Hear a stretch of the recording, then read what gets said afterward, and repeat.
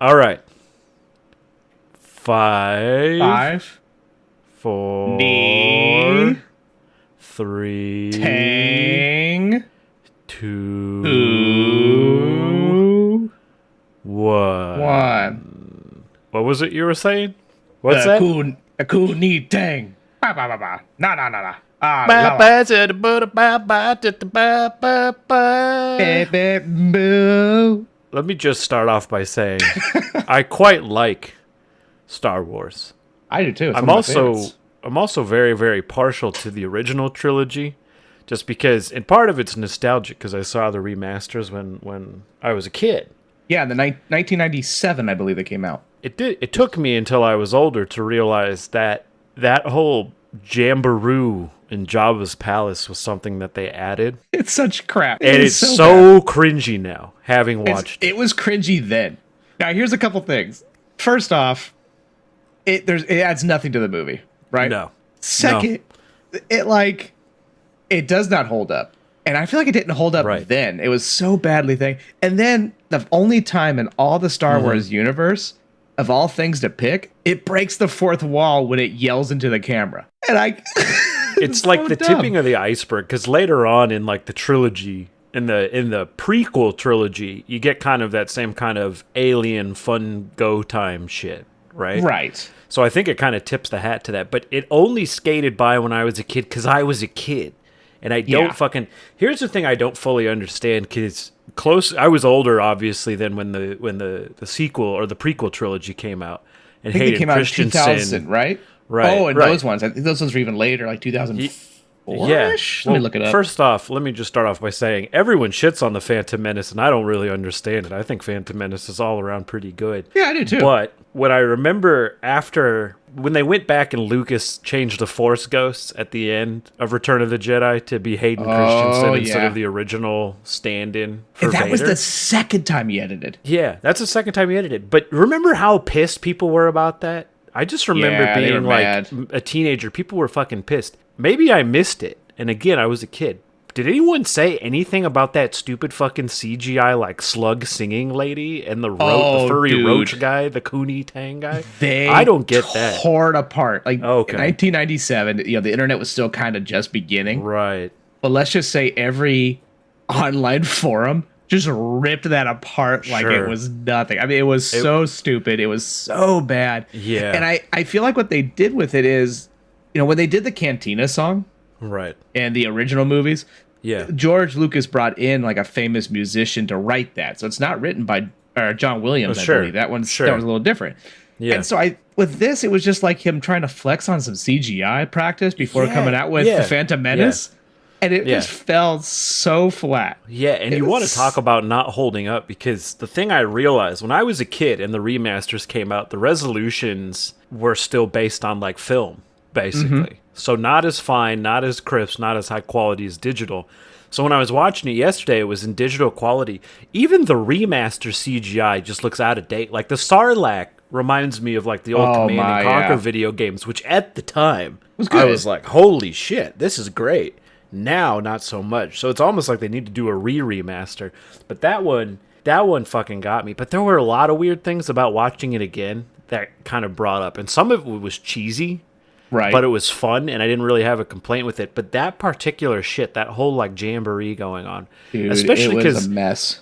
right in the middle of it, Jabba pulls the Twi'lek Ula into the Rancor cage, and he just like randomly kills her, and it's just like, wait, it makes hold on. so much little sense, because the original scene was literally like almost like a hookah bar jazz club feel, right? And so they were playing music, and then while they're playing the music, he's doing creepy stuff, and it makes a little bit more sense. Whereas this, it's like, is he just ignoring this loud ass performance of the screeching like toad thing? It almost comes across that way, right? It's like the dude, like the chick's just like, it's like, you have like an Aretha Franklin type singing this song, and it's just like, oh, you know what? I'm gonna murder a bitch right in the middle of this fucking song. It makes no goddamn sense. No. And then like watching the clips a little bit, like 'cause I'm looking at a couple GIFs, which isn't the big thing. It looks like all they did was throw the 2 CGI things in there and layer it over the music. Because, like, he's talking, and in the background, it looks like they're still playing, even though they weren't playing at that moment. Yeah. I mean, it was so... It adds zero. It was weird. It was weirder than I called it. Of all the edits, that's the worst. There was some funny fucking things that I'll call out. I'll summarize it relatively quickly, because a couple of these things, I think, are captured by the rest of the internet. We don't need to litigate it, right? The first thing is Boba Fett dies because Han Solo, who's temporarily blinded, hits him with the gaffy stick, sets off his jetpack. He crashes into the side of a ship, rolls into the Sarlacc pit. And this works against, I think, what they've been doing with Boba Fett recently to turn him in, like, really lethal. And to be fair, he dies in Return of the Jedi, and people were like, wasn't this supposed to be some badass bounty hunter, and he just dies like a bitch in this movie? But it seems so odd that they would do that. I think the other Imagine the collectors, because Boba Fett was, I mean, geek moment real quick. Boba Fett is the most sold action figure when the first Star Wars came out.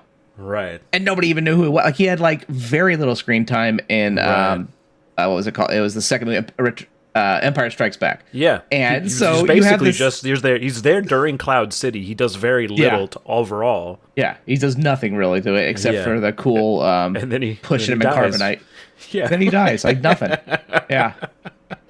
It's like they went backwards, right? Because they knew, like, oh shit, this action figure sold so well and people like him. So then they bring the Clone Wars in and the show, not the movies, and they really make a big deal out of Boba Fett as a kid and yada yada. And then now the new show, which I'm not crapping on, it was good, I enjoyed it, but come on, Boba Fett, we already know he's not that much of a badass. He literally loses to a dude that accidentally swings around while he's blind, hits his jetpack. I mean, come on. Yeah, no, and I think it's fair that Mandalorian season 1.5, I mean, the Book of Boba Fett show. Book of Boba Fett. That show makes him out. Temuera Morrison's I really like him. Period. I do too. He's a good Jango. But, I would not have a Jango Fett show. Yeah, I mean, hopefully they can do something. I wish the thing that I lost Book of Boba Fett on was, like, the kid bikers and some of the levity that they brought into it. And I'm that was bad.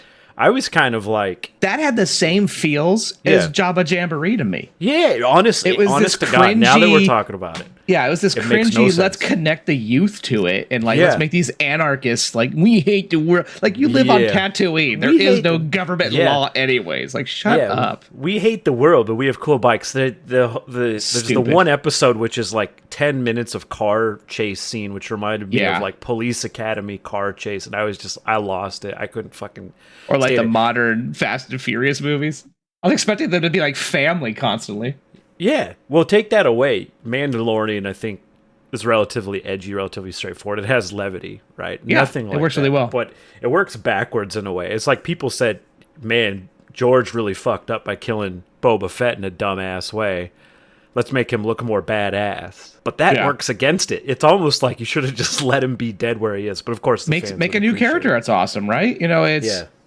I like George's movies. I really do. I love Star Wars. He has a couple of things that he made mistakes on, but let's be honest. Right. Think about us. Like, if CGI was this new thing and Star Wars is known, really it was known even when it first came out in the 1970s. For its practical effects, Yeah, totally. The first to use these effects. So as soon as he has CGI at his fingertips, he's working on Phantom Menace, and he's thinking, well, look, there's some stuff that I couldn't put in the original movies. Let's throw that in there. Yeah. Yeah. And you know what? And it's funny you talk about mistakes that are, like, weirdly technical, because when we were watching it last night, there was one spot where clearly they had remastered it with, like, a green screen drop in.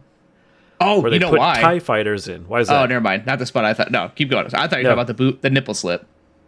Oh, the nipple slip? There's a nipple in Star Wars? There's a nip slip in the OG Star Wars when Ula, that's the green Twilight dancer, falls into the pit. Hold on. If I had known that, I would have been watching pretty intensely. I was a Star Wars nerd in middle school, and that's not the reason, but it definitely helped. Today I learned. Yeah. Why do I remember seeing this as a kid, but not caring? So she's got, like, what, like a fishnet top on, and her nipples are poking out. Why didn't I know this? I didn't. Yeah, her and the other one, the green one too. Wow. Yeah. Wow. Well, maybe we shouldn't criticize George Lucas so heavily. You know what, George? If you want to make more slip ups, go for it. It's all you, man. But yeah, so there's one thing I can't let go, though. And it's really pissing me off about the original ones. Okay. You talking about the Return of the Jedi? Or? Yeah, Return of the Jedi. Yeah, Return of the Jedi specifically. And that's a guy in there. His name, General Madine. You remember him? I, if I remember correctly, and this is, again, nerd remembering, so I don't remember much on him. Wasn't he the guy that was in charge of the covert ops to take down the shield generator on Endor? He was. I'm pretty good at this. How much motherfucking screen time did that guy not get? Because there's this really big scene. There's this huge scene in the movie.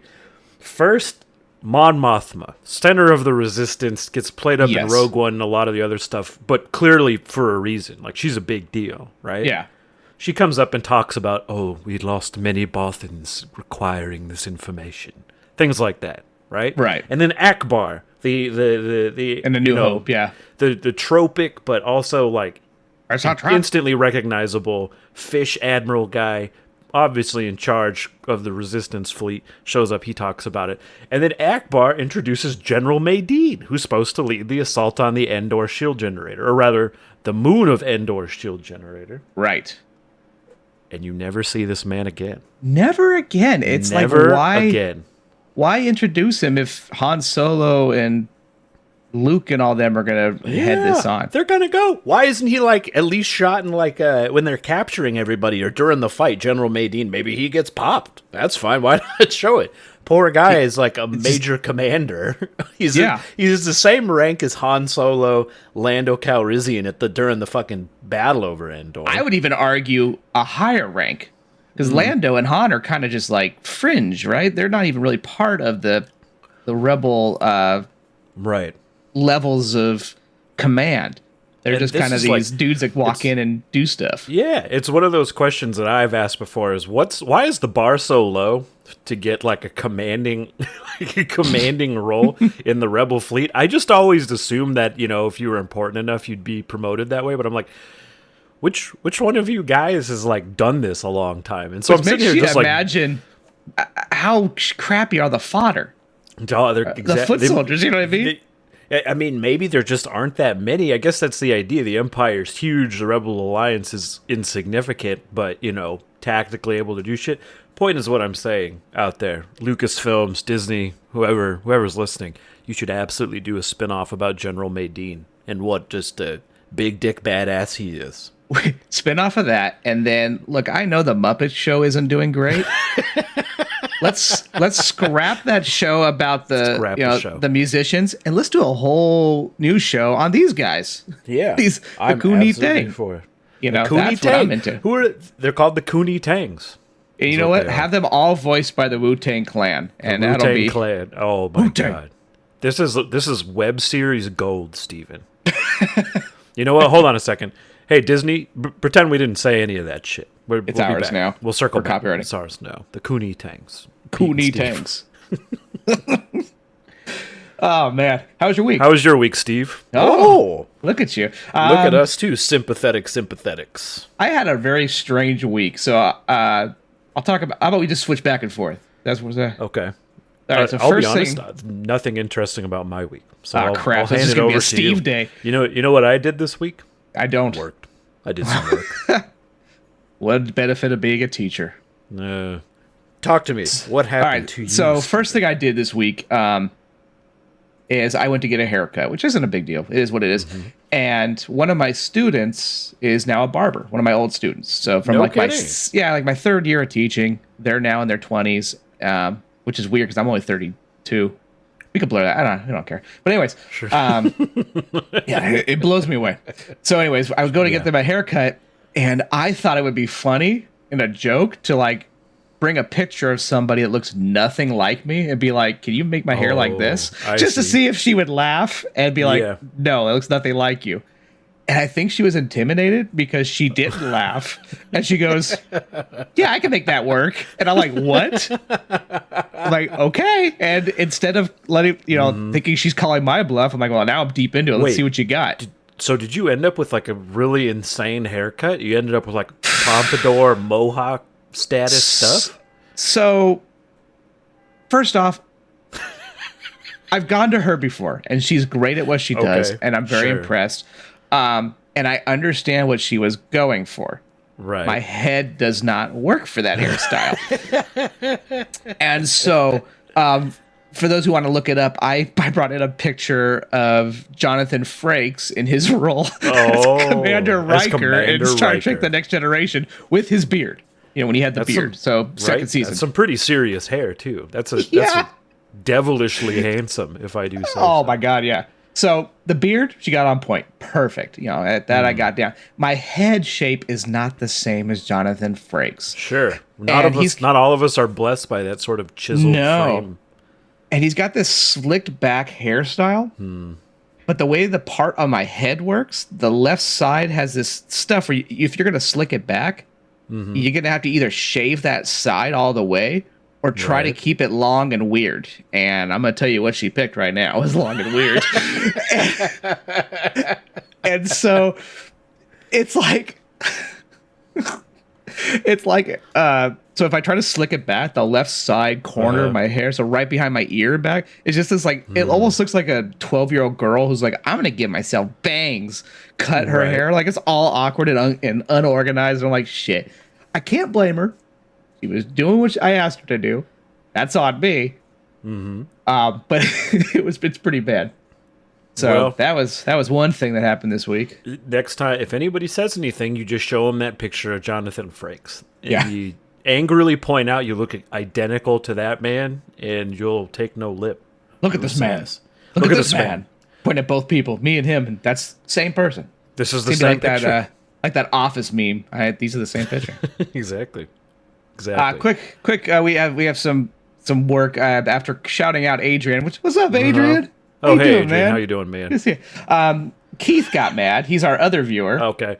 Oh, and we have 2 viewers? We have 3, actually. Should we shout both of them, or should we save one for next series? I feel like it's too... Two is too many? 2 is too many? Let's Adrian already got it then, so sorry, everybody. Unfortunately. Yeah. Fuck you, Keith. Yeah, next episode, Alex. Asshole. Wait, Alex listens? Wait, you didn't tell me it was Alex. Alex is a big deal. Alex is big deal.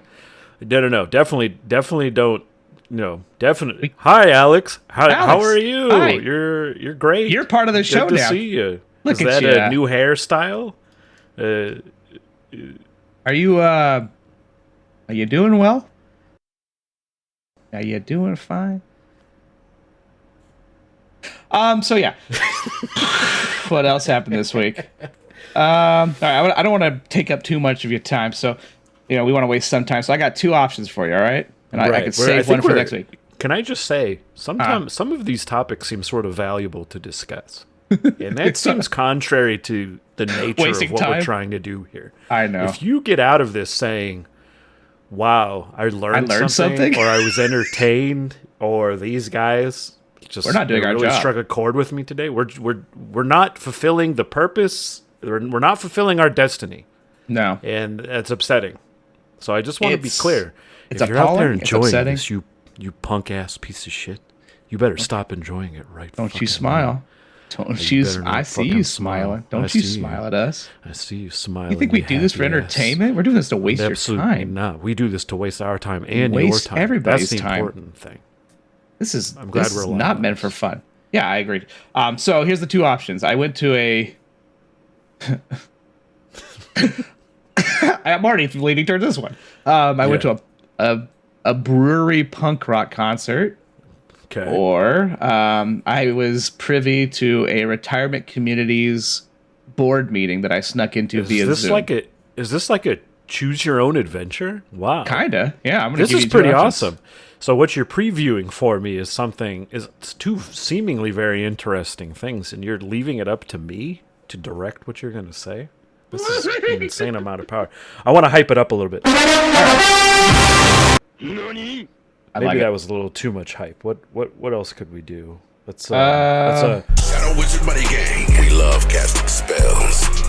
I don't know why that meant more. I felt more hype than the other one. I felt a little bit there. Here, I got another one. Legalize nuclear bombs. We just nuked the building. That's pretty hype. Can we get into that real quick? What does that mean? Legalize nuclear bombs. Well, nukes are illegal. So they wanted. I get that, but so they wanted to have like every consumer has a nuke. Well, yeah, anyone who wants nukes should be able to have one and use them within the bounds of the law. Here, we'll listen again. Legalize nuclear bombs. Says it right there. Says it exactly right there. That seems strange to me. Legalize nuclear bombs.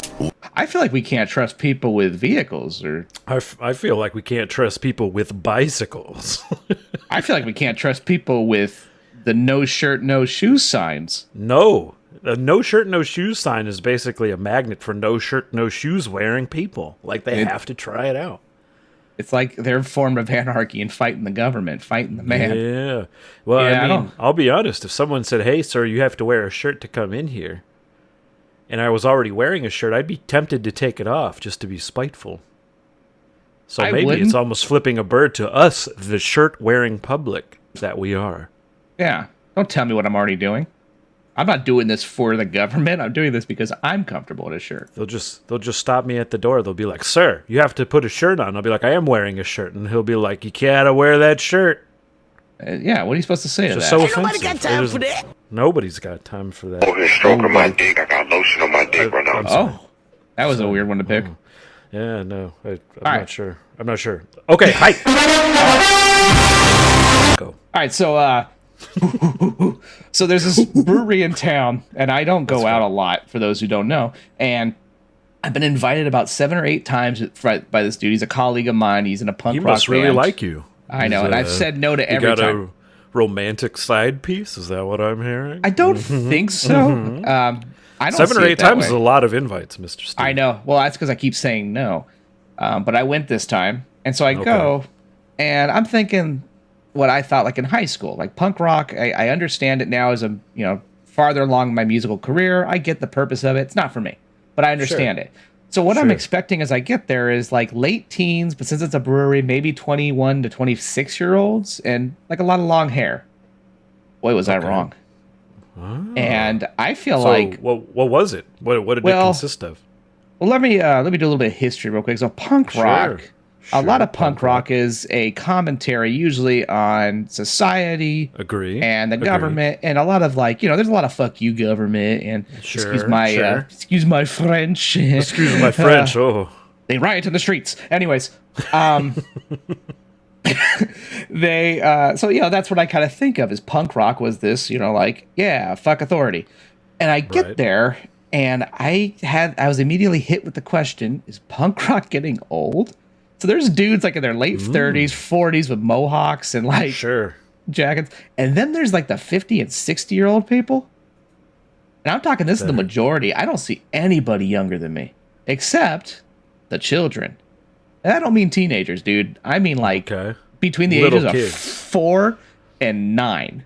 Like the people who wanted to see the show were their parents, and they took the kids along. And these little kids are in there. And so as we're going through, they're playing the music, yelling, fuck this, fuck that, and screaming. And all I could think this entire time is punk rock, fuck the government, bring your kids. I think the most interesting thing I ever noticed, and I noticed it in my mom. My mom was sort of like a hippie, anti-government, anti-authority. My mom's been a government contractor for most of her life. So much funnier. Punk is definitely getting older. The world is definitely changing. I'm not entirely sure punk at its height, which I would call like the 80s, 90s, Sid Vicious. Maybe a little bit of late 70s, but not much, right? Yeah. When it was at its height, it's definitely a different world, but it seems like it's even more crazy now. You think there's more appeal to punk now than there was even back then. Like, Reagan era, post-Trump era, there's a lot of things to work out of this. Based on nerdy, music knowledge, what's weird is, in trends, and I'm not sure why this is, but whenever the world's really shitty, music is usually, the more popular music is lighter and happier. And then when the world is kind of more calmed down and a little less shitty in your own backyard, it gets wilder and crazier. It's a really strange ideal. It's kind of like it's kind of like when you move out to the country and you have no neighbors, it gets more rednecky and crazy. Right. Wow. Yeah. I suddenly have a new appreciation for rednecks. They're punk rockers at heart. They're just the country punk rockers. They're just the country punk rockers. Oh man, it was weird though. So this old man, goes out there. They try to start moshing, and I'm looking around thinking, "There's got to be some paramedics. Like this guy's gonna hurt himself." These dudes look like they're just a few steps away from hurting the hip or something. Well, to be fair, he's already had his hip replaced once. Doing it again, not a big deal. Not if anything. Now he's even more powerful with his iron hip. With his iron hip, he's in there to destroy that mosh pit. It's the Iron Mosher. The Iron Mosher, old ass man, just bodies you. So quick plug, shout out to if you like punk music, they're pretty good. I did enjoy it. I don't mosh or anything, but I'm not a punk rock guy. But shout out to Black Market Theory. You can find their stuff on Spotify, yada yada. That's all I'm giving them. Hey. But anyways, the most important thing there, I don't drink a lot of beer anymore, unless we're on vacation and stuff. Yeah, it's bad calorie wise. Talking from the point of actively dieting. Beer is fucking terrible for you. It is. But anyways, they had a French beer there. And French as you remember, beer? I know. And me and I don't know about you, I loved the beer in France when we went. I actually have pretty good beer, which I think wine gets all the attention in France. But properly, their beer was pretty quality. It was really good. So when I got it, I was kind of expecting that crisp, almost water-like beer that has the taste and the alcohol without the bad aftertaste. You got pumped up from being in France. So when they were like, they got a French-style beer. Let's try it. Dude, it was awful. Oh, it's whack. It was so bad. It was like drinking like dirt. Goddamn Americans, man. We take everything good that the French have done and we just ruin it. Riot in the streets. Riot in the streets. So, yeah. I think that's all I have as far as my week. That's interesting. The retirement community was different. I'm glad you got out and did a thing or two. I'm glad you're connecting with your local music scene. I'm sorry you had terrible beer. Yeah, it was okay. I mean... But you know what you missed out on doing there, Steve. What did I miss out on? You could have 100% gotten up, taken that mic, and done your own punk show. I think Steve, if you guys don't know Steve, which is, most of you don't. Most of you don't. Actually, most of you do. Most of you do. Podcast. At this point in time, a lot of you probably do. Let's rewind. Someday, most of you won't. As of right now, most of you do. Everybody knows, Steve, you have a punk soul. You have a rebellion in you. You have a fire that can't be quenched. That's true. And I'm disappointed you didn't get up on the mic and you didn't, burn a flag or two. I'm disappointed that the brewery this was in is still standing because I think you could have brought it. I think you could have brought the real hellfire to it. So it was a strange vibe to have a craft brewery, a grilled cheese truck, and punk rock. It was. I don't know. I was a relatively big fan of what I'd call like the pop punk period, which I don't think was as hard as that, like the Green Days and original such? Punk. Yeah, the Green Days, the Blink 182, some 41 probably more on the harder side, but still kind of like the pop punk era. But you go back to like Anti-Flag, Rancid, it doesn't quite stand up the same. So it's really, I think it's kind of like it's always been primed by our generation, punk, to kind of sell out in a way. It's funny now thinking that you could enjoy your, $15 Gruyere grease, like grilled cheese sandwich, watching a guy scream about American imperialism and right. It's funny. It's still a good time though, and I'm glad. You know what? That's what matters. It's a good time. That's what matters. Yeah, that's what matters. And we'd like to have good times and waste your times. And waste your times. And that's why my name is Pete. And my name is Steve. And his name is Steven. Thanks for listening, everybody. Goodbye. I hope you had an okay time. I hope we wasted your time. Definitely wasted your time. I hope your time that you'll never recover is firmly on your mind right now. That's my purse! I don't know you! Slowly into oblivion.